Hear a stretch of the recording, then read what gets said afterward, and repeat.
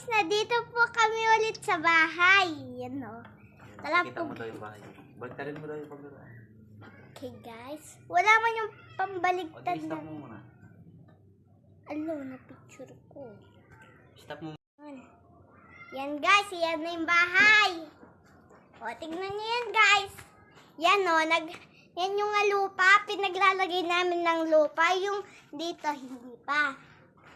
Tapos yung, ayun o, yung kinamami ko. Hi! Ang laki-laki naman. Tapos yan guys.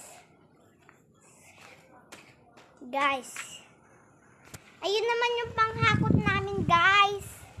Ayan guys, so, yan yung gagawin naming swimming pool.